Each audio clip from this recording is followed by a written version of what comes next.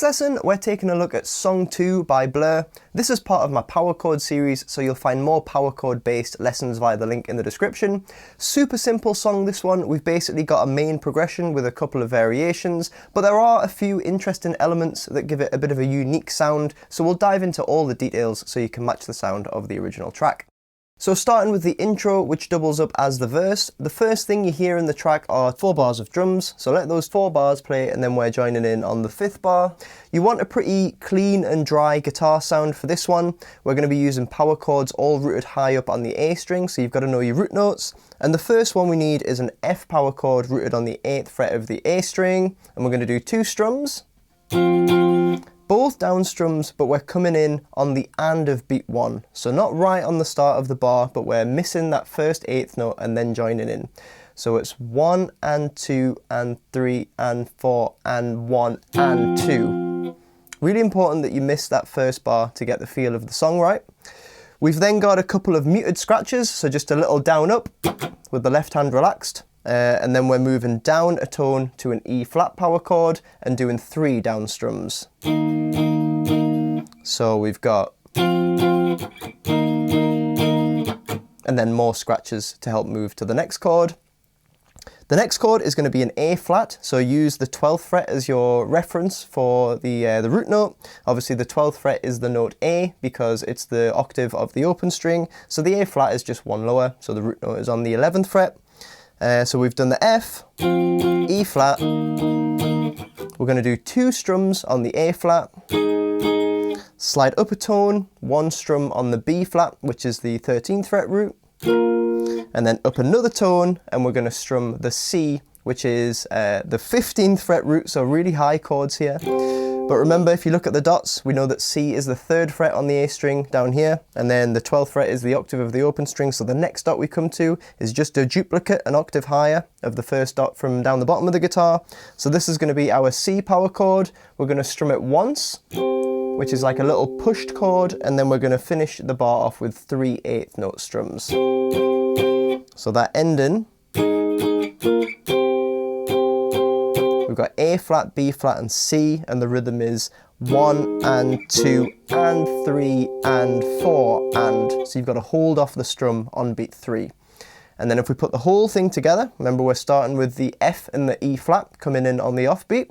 So 1 and 2 and 3 and 4 and 1 and 2 and 3 and 4 and 1 and 2 and 3 and 4 and 1 and 2 and 3 and 4 and. And the intro and the verse just repeat round in that progression until it kicks in for the riff. When the riff kicks in, you'll hear this part.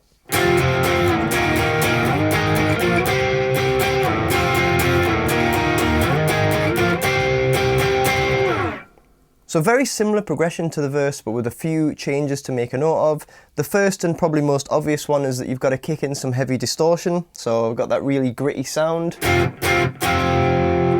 Very different from the clean verse. The second thing that we're doing is we're using root 5 power chords.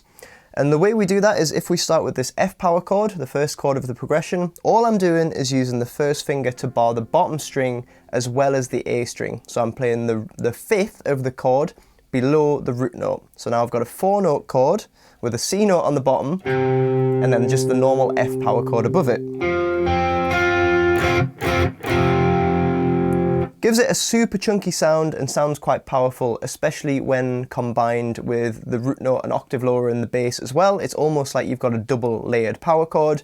You might see this referred to as an F5 over C. That would be its proper technical name because the F5 is the power chord over the C, making it an inversion. So we're using the same chords as the verse, but they're all going to be these root 5 power chords. So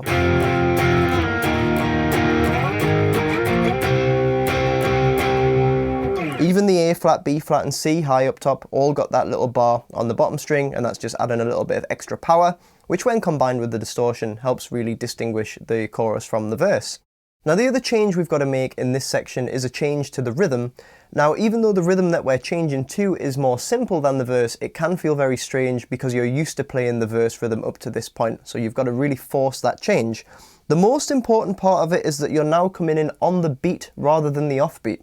So just 1, 2, 3, 4, 1, 2, 3, 4. And then we're just strumming the down strums. So as I say, it's simpler, but you've got to make sure that you don't hold off that first beat like you're already used to doing in the verse. We're just hitting all the eighth notes on down strums. The only one that we're not doing is when we get up to the C up top. We're still pushing that first strum, holding off on beat 3 and then finishing off the bar. So that part of the groove remains intact from the verse, but the rest of it is all just down strums. So we've got 1 and 2 and 3 and 4 and 1 and 2 and 3 and 4 and 1 and 2 and 3 and 4 and 1 and 2 and 3 and 4 and... So as I say, it's technically a simpler rhythm, but you've just got to force yourself to get back down to that F power chord and make sure you're coming in on the beat rather than delaying and waiting for the offbeat, and it sounds pretty cool when you get it all synced up with the track. Now at the start of the song, the riff just repeats round using that progression, and then we're straight into a verse. So at that point, you've got to kick off the distortion pedal, you've got to lose the first finger bar and go back to the normal power chords, and go back to the offbeat rhythm. So it's a few changes to make all at once, so you've got to practice and get used to making that transition. But it just helps highlight the change in dynamics between the big powerful riff and then the kind of more sparse sounding verse. So try and get that all synced up with the track. And the only part left to talk about is the chorus, which chords wise is basically an extension of the riff. So we've got 3 phrases of that riff progression. And after 3 times do that, we're going back to the F power chord, still with the root 5 on the bottom. We're going to down strum for 1 whole bar. So 1 and 2 and 3 and 4 and. Then down strum the A flats for 1 whole bar. 1 and 2 and 3 and 4 and. Then we're going all the way up to the 16th fret, still using a root 5 power chord. This is going to be a D flat 5 over A flat, so really bizarre chord, but you just slide in the same shape up to the 16th fret, and we're going to down strum for 2 whole bars, which really builds up the end of the chorus. So 1 and 2 and 3 and 4 and 1 and 2 and 3 and 4 and. Okay, so 3 times through the riff progression.